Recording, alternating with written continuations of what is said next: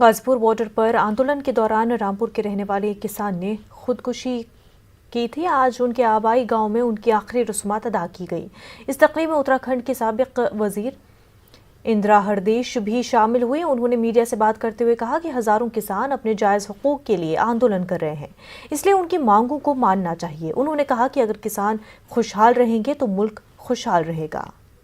Agenda दिखाई दे रहा है मुझे। आखिर आत्महत्या तो कोई यूं ही लाखों किसान बॉर्डर पर बैठा है घोर ठंड में, तो सभी चुनाव तो नहीं लड़ रहे हैं, सभी राजनीतिक दलों से भी नहीं है।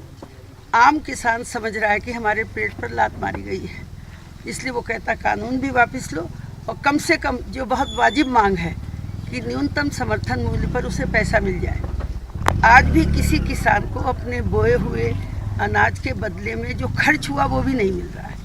और किसान अगर खुशहाल नहीं होगा तो देश खुशहाल नहीं हो सकता है और आर्थिक स्थिति कभी अच्छी नहीं हो सकती। ये बात सब जानते हैं, मुख्यमंत्री रहे, मंत्री रहे और विभिन्न जगहों पे सब जानते हैं।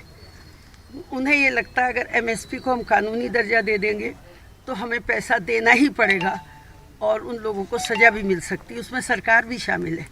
एमएसपी का कुछ पैसा सरकार को भी देना पड़ता है जिस माल को वो बेचते हैं, तो इसलिए एमएसपी से वो बच रहे हैं। और किसान के हक में केवल एक ही बात है, उसे न्यूनतम समर्थन मूल्य मिल जाए।